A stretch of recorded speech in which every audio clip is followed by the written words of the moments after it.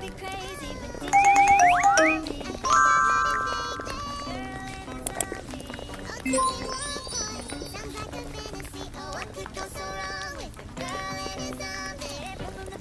warahmatullahi wabarakatuh. Perkenalkan, saya Herlian Ramadhani dari kelompok 1 ingin menanyakan ke teman kita tentang bagian-bagian bunga.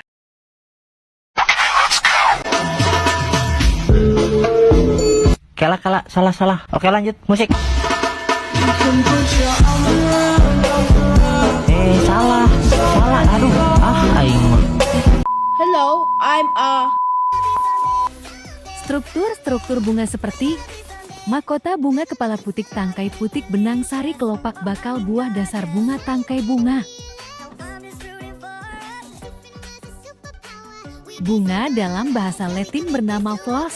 Bunga itu sendiri bisa dikatakan sebagai alat reproduksi seksual yang ada pada tumbuhan yang berbunga. Pada umumnya, bunga itu terdapat di divisi Magnoliophyta atau Angiospermae. Kedua divisi tersebut memiliki arti tumbuhan berbiji tertutup.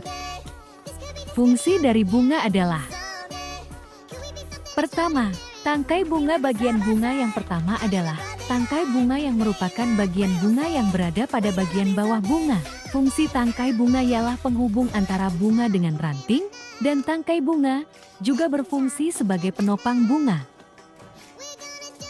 Kedua, dasar bunga. Bagian bunga selanjutnya adalah dasar bunga yang berada pada bunga bagian bawah, yaitu di atas tangkai bunga.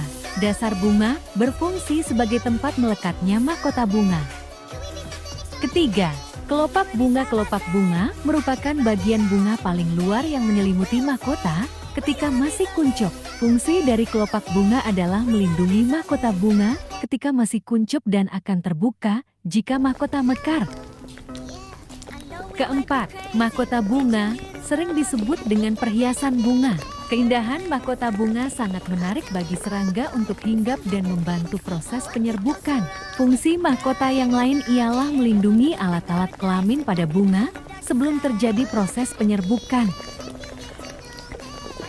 Kelima, benang sari. Alat kelamin jantan. Benang sari merupakan alat kelamin jantan sebagai alat perkembangbiakan bunga yang terdiri dari tangkai sari, kepala sari, dan serbuk sari. Benang sari biasanya terletak di tengah-tengah mahkota. Keenam, putik. Alat kelamin betina. Putik merupakan alat kelamin betina. Ujung putik disebut kepala putik. Bagian putik yang panjang disebut tangkai putik. Putik berfungsi sebagai alat kelamin betina pada bunga. Salah satu bagiannya mengandung sel telur. Bagian putik yang mengandung sel telur dinamakan bakal biji ovulum yang akhirnya akan menjadi biji semen. Sementara bagian putik yang di dalamnya terdapat bakal biji tadi, yaitu bakal buahnya ovarium, akan berubah menjadi buah. Kedua, perbedaan tumbuhan monokotil dan dikotil.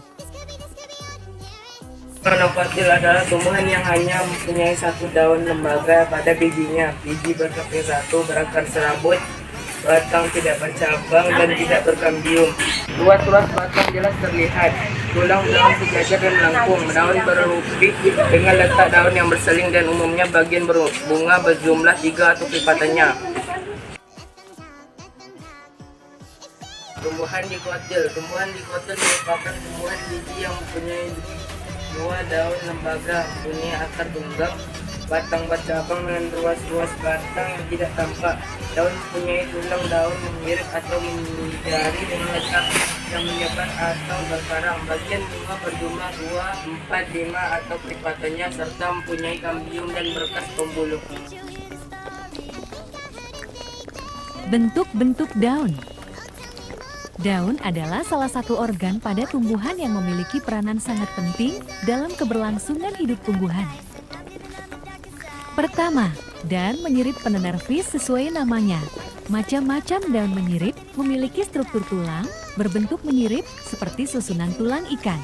Contohnya adalah daun mangga, daun jambu, daun nangka, daun rambutan, kacang-kacangan, dan lain-lain. 2. Daun menjari Palminervis. Macam-macam daun menjari memiliki tulang berbentuk seperti susunan jari-jari tangan, yaitu dari ujung tangkai daun keluar beberapa tulang yang memencar seperti susunan jari-jari tangan. Contohnya adalah daun pepaya, daun singkong, dan daun jarak, daun mentimun, daun labu, dan lain-lain. Ketiga, daun melengkung Cervinervis. Untuk macam-macam daun melengkung, mereka memiliki tulang berbentuk seperti garis-garis lengkung. Daun ini mempunyai beberapa tulang yang besar. Satu di tengah yaitu yang paling besar, sedang lainnya mengikuti jalannya tepi daun. Contohnya adalah daun sirih, daun genjar, daun eceng gondok, dan lain-lain. Keempat, daun sejajar Rectinervis. Ciri-cirinya dari macam-macam daun sejajar, biasanya memiliki tulang berbentuk seperti garis-garis lurus yang sejajar. Contohnya adalah daun tebu, jagung, padi, dan semua jenis rumput. Keempat, fungsi dari akar, batang, buah, dan biji. Akar-akar pada tumbuhan memiliki fungsi utama yaitu sebagai penopang dasar tanaman. Akar yang tumbuh dan berkembang di dalam tanah membantu tanaman tumbuh dengan tegak. Selain itu, fungsi dasar akar adalah menahan tumbuhan agar tidak mudah rusak atau tumbang ketika tertiup angin kencang. Batang, fungsi batang antara lain untuk penyokong tubuh tumbuhan, mengangkut zat makanan ke seluruh tubuh tumbuhan, mengangkut air dan mineral dari akar ke daun, serta zat makanan hasil fotosintesis ke seluruh bagian tubuh. Buah, fungsi buah pada tumbuhan adalah membungkus dan melindungi biji dan menyediakan cadangan makanan bagi biji agar dapat tumbuh pada saat perkecambahan. Oleh manusia, buah digunakan sebagai sumber makanan yang bergizi tinggi. Biji dapat digunakan untuk menyimpan cadangan makanan bagi tumbuhan. Hasil fotosintesis tumbuhan akan disimpan dalam bentuk cadangan makanan. Cadangan makanan digunakan untuk bertahan hidup, terutama saat bahan makanan di tanah sedang menipis.